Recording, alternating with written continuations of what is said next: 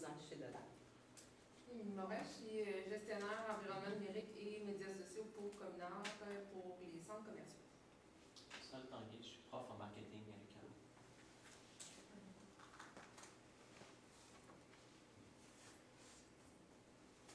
Lorsqu'on crée une marque, on crée aussi une ADN. Donc, on va personnifier, on va humaniser, on va donner des caractéristiques à une marque qui est souvent réservée à des individus. C'est un peu dans cette perspective-là qu'on a analysé non seulement YoCrunch, mais aussi Danone. Vous nous avez présenté YoCrunch comme une marque unique et amusante.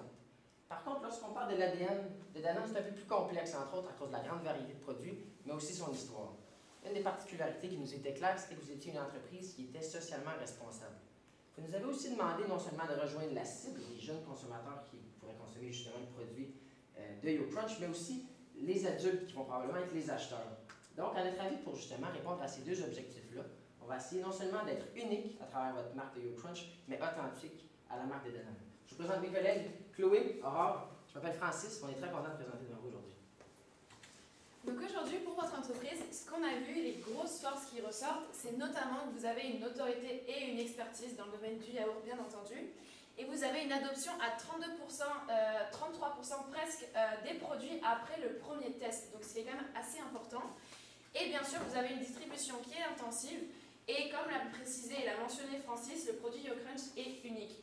Par contre, ce qu'on peut voir qui pourrait avoir des petits défis pour vous, ce serait peut-être par exemple que vous avez deux gros compétiteurs comme Liberté et Yogo. Par la suite, vous avez aussi une faible notoriété pour votre produit YoCrunch. Ça, c'est peut-être une petite chose sur laquelle on a pu noter. Et votre stratégie actuelle de communication ne rejoint pas nécessairement en ce moment votre clientèle cible. Donc, quelles sont les opportunités qui s'offrent à vous en 2016? C'est tout d'abord la tendance santé, avec des produits qui sont plus sains et qui sont mieux adaptés, parce que c'est vraiment une grosse tendance et on peut le voir au quotidien, les gens font des achats plus, pas écologiques, mais conséquent avec la santé. Pour ce qui est, il y a aussi une tendance, ça rejoint un peu la tendance des achats qui sont plus responsables. On parle vraiment de responsabilité sociale au niveau des entreprises et vous faites d'ailleurs ça déjà bien. C'est un peu dans l'essence quand même de Danone. Donc on a décidé aussi un peu de développer ce volet. Pour ce qui est des menaces qui s'offrent à vous, il y a notamment une stagnation du marché au niveau des yogourts au Canada. Donc il faut pallier à cette stagnation pour continuer à vendre. Et le marché des desserts est quand même un peu saturé au Canada parce qu'il y a beaucoup de compétiteurs et c'est dur de se faire une place au sein de ce marché-là. Pour ce qui est de votre présence sur le web, vous avez un très gros programme de loyauté qui est Danone, qui est très bien développé. Vous avez beaucoup de membres, beaucoup de marketing de contenu qui est vraiment adapté pour eux. Aussi ce qu'on dit marketing de contenu. Et vous avez vraiment une utilisation qui est pertinente au niveau de vos réseaux sociaux. Vous arrivez à rejoindre votre clientèle cible, vous arrivez à interagir avec elle et ça a créé vraiment une véritable communauté. Ce qui pourrait être amélioré sur votre présence sur le web, ce serait que vous n'arrivez pas à rejoindre cette clientèle cible qui est la génération Z, qui est complètement différent de la génération Y parce que, entre autres, ils n'utilisent pas de la même manière les réseaux sociaux et ils n'écoutent pas de la même manière. Donc maintenant, ce qu'on a pu voir avec votre clientèle cible, on a vraiment essayé de respecter la clientèle cible que vous visez.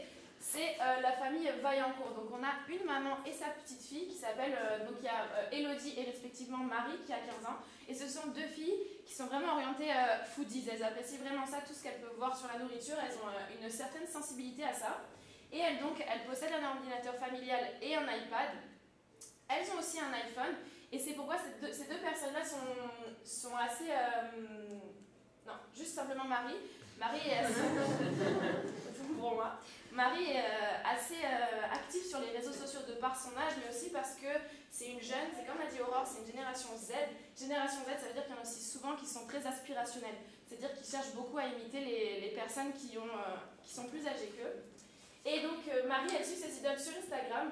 Et les deux personnes utilisent Facebook pour rester au courant de toutes les nouvelles qui peuvent se suivre. Deux grands enjeux vont avoir guidé notre stratégie aujourd'hui, et ce sont les suivants. D'une part, on veut bien évidemment rejoindre la génération Z. On souhaite aussi consolider la perception d'entreprise socialement responsable. À notre avis, c'est quelque chose qui va solidifier en grande partie les deux marques à la fois. Donc aujourd'hui, notre mandat est suivant. Nous souhaitons développer une stratégie de marketing web pour faire la promotion de la marque YoCrunch. Donc les objectifs que vous nous donniez étaient assez clairs. Tout d'abord, ils se déroulaient sur l'année. Nous avons gardé les deux principaux objectifs qui sont d'augmenter à 50% la notoriété assistée et d'augmenter à 1,5% les parts de marché. Nous en avons rajouté un plus qualitatif qui est d'augmenter vraiment l'identification du consommateur cible, c'est-à-dire d'aller chercher des informations sur lui pour après pouvoir le recontacter pour lui proposer de la publicité qui sera vraiment ciblée. Surtout mieux le comprendre, parce qu'à notre avis, c'est la génération Z est assez complexe et c'est important de mieux la comprendre pour pouvoir la toucher. Aujourd'hui, notre stratégie va se diviser en 5 étapes bien distinctes. D'une part, on va essayer de rejoindre les consommateurs, donc de générer du trafic sur vos différentes plateformes. Ensuite, on va les identifier, donc on va collecter les données justement pour mieux les comprendre. Ensuite, on va les convertir en clients, donc fort probablement en clients aussi fréquents. On va interagir avec eux et finalement, on va suivre, donc on va mesurer nos résultats. La finalité de notre stratégie est la suivante. On va donc rejoindre pour créer des visiteurs. On va les identifier pour avoir des prospects. On va les convertir en clients et optimalement, on souhaiterait justement interagir avec eux pour créer des ambassadeurs de la marque YoCrunch. Avant de parler de la stratégie, je pense qu'il est important d'aborder la tendance qui est celle du consommateur responsable. Puis à mon avis, ce n'est pas seulement une tendance qu'on remarque chez les adultes, chez les personnes qui sont plus âgées, mais c'est quelque chose qui est remarquable chez les 18 à 24 ans. Depuis qu'on est jeune, on est sensibilisé justement à la consommation responsable. À notre avis, ça devrait se refléter dans les communications qui nous sont adressées aussi. Donc, on pense aussi qu'il y a une association entre Danone et YoCrunch qui est facile. On va donc utiliser tout votre développement durable de Danone comme levier, justement, pour bâtir la marque de YoCrunch. On va donc communiquer la contribution au développement durable à travers des exemples un peu plus vulgarisés et des histoires pour s'assurer de toucher notre clientèle cible à travers, justement, votre engagement social. Donc, ce que nous souhaitons faire, c'est YoCrunch, un achat responsable. Comment allons-nous le faire? On va le faire à travers le partage de votre implication sociale, comme j'ai dit plus tôt, mais à travers des communications qui sont simples et authentiques. Donc, on veut s'assurer justement que ça semble sincère quand vous dites que YoCrunch est aussi une entreprise qui est socialement responsable. On veut aussi faire une certaine responsabilisation. À notre avis, notre génération, du moins les 18-24 ans, on est très ouvert justement à recevoir des informations sur comment on pourrait être plus social dans notre consommation. C'est une des façons où on souhaite s'impliquer le plus possible. À travers Facebook, on va essayer d'être fidèle à ce que vous étiez comme marque YoCrunch, être amusant, unique et délicieux. Ça va être important d'être pertinent pour s'assurer de rester constant dans le fil d'actualité des abonnés. Donc, on ne veut pas seulement créer justement des likes, on veut rester dans leur fil d'actualité pour justement rester dans leur tête. Donc, on va le faire à travers des publicités qui sont dynamiques, donc des GIFs, ou du moins des publicités qui vont le toucher directement, à travers un ciblage qui va être très précis. Dans les derniers mois, Facebook a affiné ses outils de ciblage, puis c'est quelque chose qu'on pense que vous devriez justement utiliser pour optimiser vos investissements. On va faire un ciblage à travers les intérêts des consommateurs qui seraient justement connexes, non seulement aux produits semblables à celui de YoCrunch, mais aussi fort probablement à propos des tendances et de ce qui se passe présentement. On va aussi faire un ciblage démographique qui sera au niveau des 16 et 24 ans et un ciblage géographique pour toucher les Canadiens. En ce qui concerne maintenant la plateforme YouTube, qui est extrêmement importante pour la clientèle cible que vous visez, qui est donc les jeunes, on va faire une publicité qui est quand même assez ciblée, notamment sur les vidéos humoristiques. On sait que les jeunes, principalement les petites filles et les petits garçons qui ont entre 10 et 15 ans, regardent énormément les vidéos d'humour. Je pense par exemple à Norman, qui est assez connu, mais on va vous suggérer d'aller dans des personnalités qui sont un peu moins connues. Mais toujours dans ce style-là, donc les vlogs et aussi les tendances. Donc, on sait que de nos jours, il y a beaucoup de tendances. Par exemple, dernièrement, il y avait le Ice Bucket Challenge, qui pourrait être notamment un bon exemple, qui correspond à la marque. On sait que ça a une grosse visibilité, notamment une bonne visibilité sur votre clientèle cible. L'objectif, c'est quoi? C'est d'associer Crunch à du contenu jeune et dynamique. C'est vraiment la base de la publicité YouTube. Si je peux me permettre, donc ça va simplement d'être affiché votre bannière sur les vidéos, justement qu'on vient... Simplement, oui. Exactement. Pour ce qui est de Instagram, la vocation première de Instagram et de son utilisation pour votre entreprise, ça va notamment être d'augmenter l'envie gustative. On sait à quel point c'est important, les foodies sont tout le temps sur Instagram. Et donc là, on va vraiment jouer sur le côté gustatif et pour donner envie aux consommateurs de consommer. On vous suggère donc de créer des photos qui sont inspirantes, notamment faire des zooms. On a pensé des zooms sur les textures, beaucoup plus mettre en lien les textures, les couleurs qui peuvent être extrêmement appétissantes pour le consommateur et assimiler YoCrunch avec d'autres aliments. Là, on pensait par exemple à des recettes. Donc, comment vous pouvez essayer d'assimiler YoCrunch avec des recettes sur le contenu Instagram, parce qu'on sait que ça plaît énormément aux consommateurs. Par la suite, en ce qui concerne l'échéancier Instagram, on vous en a suggéré un petit qui serait le lundi, le mercredi et le vendredi sur des périodes horaires qui seraient principalement en fin d'après-midi, parce qu'on sait que c'est là où se situent les jeunes se connectent le plus et sont le plus actifs. Donc le lundi, on a pensé à les photos de gros plans de texture auxquels je vous parlais, parce que pourquoi le lundi, on commence bien, on essaye de mettre le consommateur dans une bonne ambiance, avec des images qui peuvent le mettre en bouche. Et le mercredi, ce serait donc des assimilations à YoCrunch sur les recettes. Et le vendredi, bien évidemment, reposter des photos des consommateurs. Pourquoi? Parce que ça va vraiment augmenter ce sentiment d'appartenance à la marque et que le consommateur va se sentir un peu plus visé. Par la suite, Snapchat. Snapchat, pour nous, ça nous a paru littéralement indispensable. Pourquoi? Parce que ça rejoint majoritairement les jeunes de 13 à 16 ans. On sait que tous les jeunes sont sur Snapchat. Dernièrement, les dernières études montrent que Snapchat, c'est vraiment le média social utilisé. Ce qu'on veut faire, étant donné le budget qui n'était pas extrêmement important, on a décidé de créer un filtre interactif et amusant lors des événements auxquels on va revenir plus tard avec Aurore. Mais ce serait un filtre interactif, donc on ne veut pas justement mettre une image, mais ce serait vraiment par exemple d'aller sur le portrait comme on peut voir nos jours sur Snapchat. Donc il y a un yaourt par exemple en bas du portrait quand le jeune se prend en selfie, avec des Smarties qui viennent, parce qu'on sait que vous faites des choses avec des Smarties, avec des Oreos, vraiment que ce soit interactif et que le consommateur puisse le screenshot par exemple, qu'il soit capable de le repost. Vraiment, on veut vraiment jouer sur cette interactivité-là. Par contre, encore une fois, on ciblera uniquement parce que on va en revenir plus tard, mais ce sera sur les parcs d'attractions. On va essayer de créer une sorte de partenariat entre vous et certains parcs d'attractions. Donc on va cibler sur les parcs d'attractions avec le filtre, parce qu'on sait que sinon, si on dépasse une zone géographique trop grande, les prix vont être beaucoup plus élevés. Donc Chloé, vous parlez des événements, vous pensez à faire des kiosques Danone, notamment dans des parcs d'attractions. Pourquoi? Parce que toutes les stratégies proposées vont notamment aller chercher la clientèle qui est entre 13 et 24 ans, mais les plus jeunes, ceux qui ont entre 6 et 12 ans, ils ne sont pas forcément sur les réseaux sociaux, donc il faut aller les chercher d'une autre manière. Et ça passerait donc par des kiosques Danone qu'on retrouverait donc dans des parcs d'attractions au Canada, des kiosques qui se dérouleraient à la journée. Et l'objectif, ça serait vraiment de remettre des yaourts gratuits aux enfants, aux adolescents qui passent, notamment pour les faire essayer, pour qu'après ils en parlent à leurs parents et qu'ils fassent passer le message. Ça serait en été, puisque c'est plus agréable à la saison, puis en hiver, par exemple, l'Armand est fermé. Et le but serait vraiment de pousser à l'interaction avec notre marque, puisque vous nous demandiez, et on pense que ça peut notamment passer par ce type d'événement-là. Aussi pour les un peu plus vieux, par exemple ceux qui sont en âge d'être sur les réseaux sociaux, on avait pensé à créer une pancarte sur laquelle les gens pourraient notamment se prendre en photo, une pancarte un peu stylisée, et les gens pourraient prendre en photo et après pourraient partager sur leurs réseaux sociaux. Pour ce qui est, on avait aussi pensé à un concours. C'est pas un petit concours, c'est vraiment un gros concours de taille qui va notamment vous permettre d'augmenter cette interactivité-là avec votre clientèle cible. Ce concours, ça serait quoi? Ça serait bien créer ton blog crunch.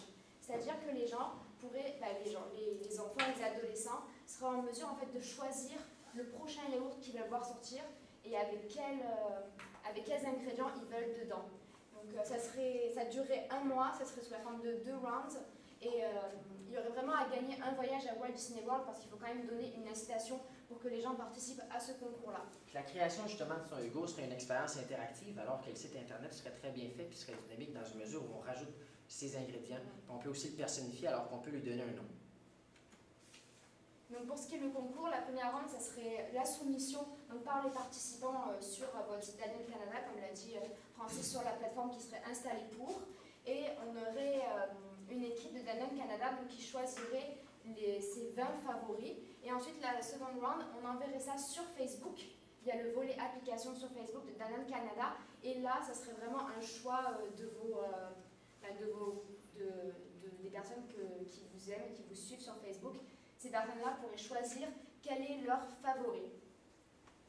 Et à la fin du concours, on remercierait toutes les personnes qui ont participé en leur disant notamment « Bon, ben, t'as pas participé, mais t'as pas gagné, mais c'est pas grave, l'important c'était de participer, merci d'avoir joué, etc. » Donc, on a parlé de rejoindre, comment on allait rejoindre cette clientèle cible Maintenant, il faut l'identifier, c'est-à-dire qu'il faut aller chercher des informations de base sur cette cible-là pour pouvoir la recontacter après, pour lui envoyer notamment de la publicité ciblée ou du contenu qui pourrait l'intéresser. Donc le concours en fait ressemblerait à ça. Au début, ça serait parle-nous de toi, avec notamment une date de naissance. Parce que si les enfants par exemple ont en dessous de 13 ans, il faudrait que l'adresse email soit celle des parents obligatoirement. Donc c'est ça, adresse email, ville de résidence. Et ça serait créer ton YoCrunch, donc comme on l'a dit, mettre les friandises et décider. Ensuite, on partagerait la création, ils pourraient la partager et tout ça. Pareil, on a aussi pensé à faire des petits concours Facebook, des petits concours Facebook qui sont beaucoup plus petits, où par exemple, ils pourraient gagner 2 billets pour les matchs des Canadiens à Montréal. Mais ce serait dans le même principe, mais sur Facebook.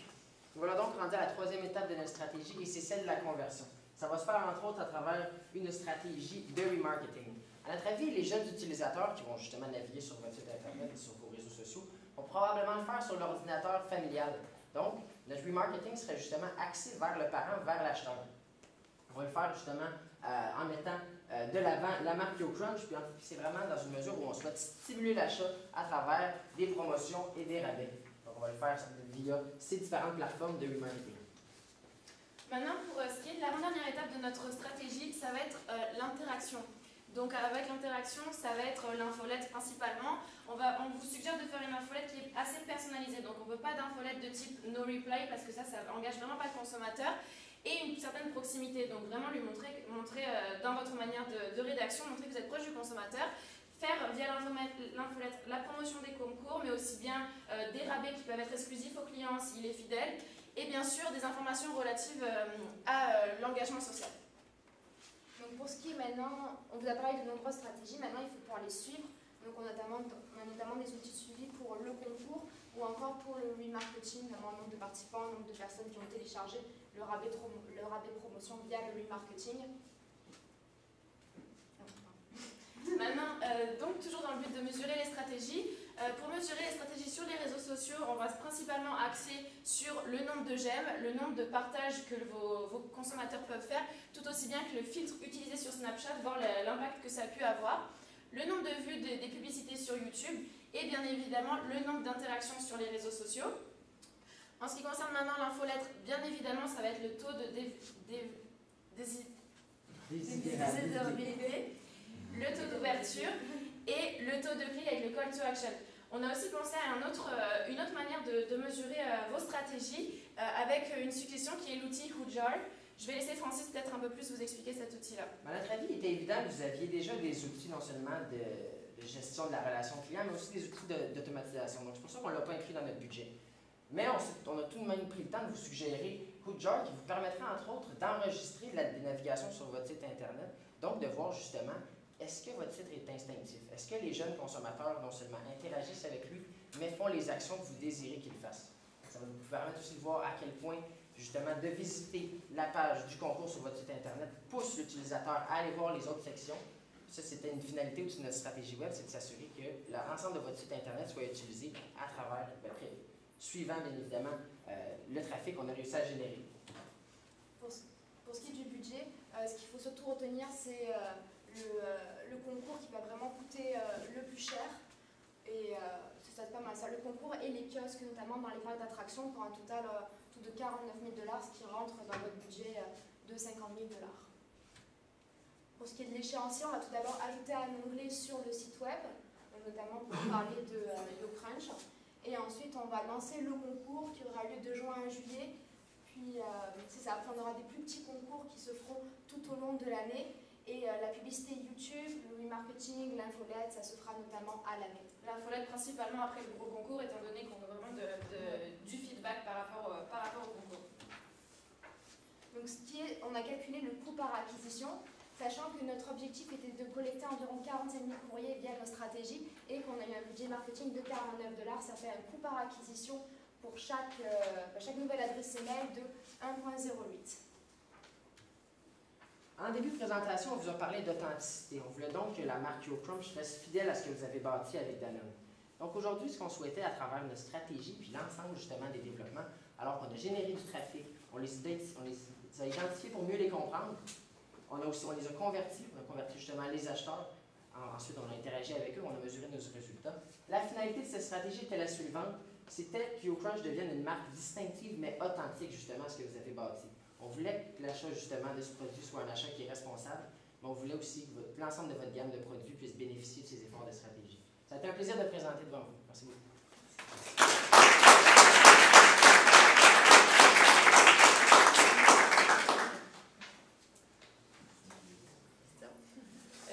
En introduction, vous avez clairement mis la table sur le fait qu'on fait jumeler fun et responsabilité, engagement social et tout.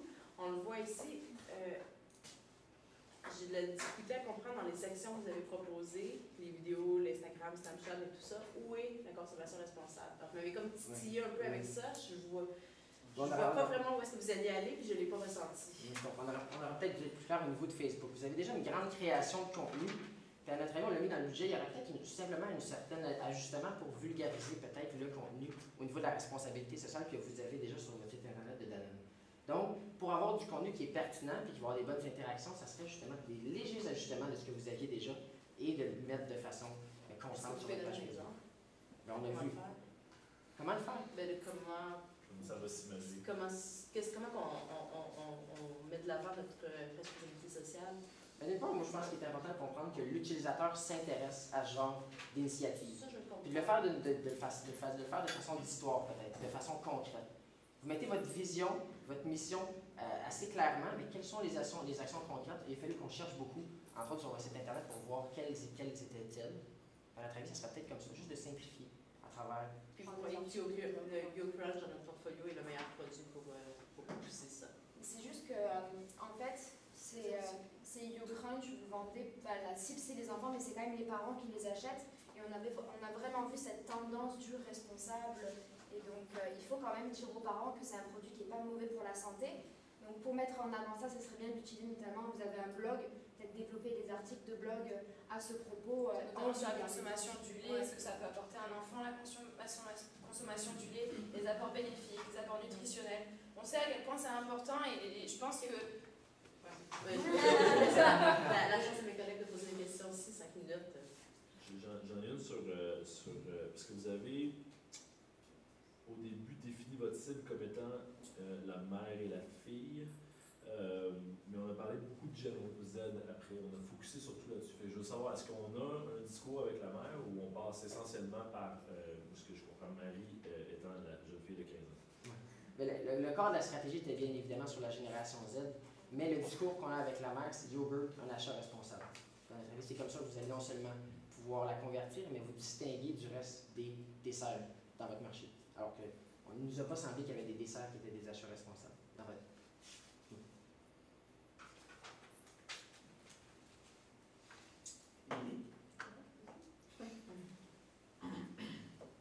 Peut-être élaborer un petit peu sur votre stratégie marketing, élaborer un petit peu.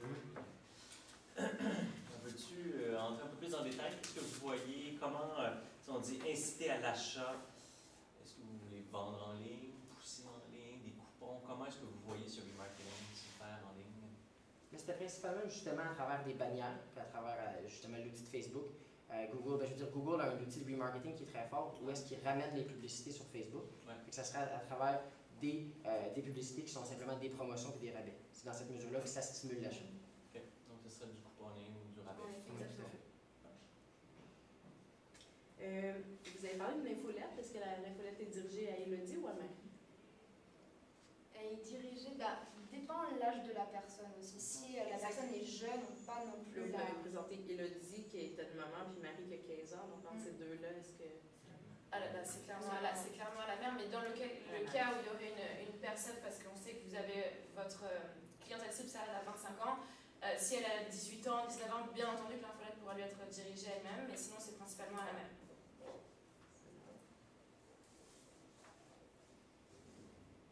Je n'ai pas de question.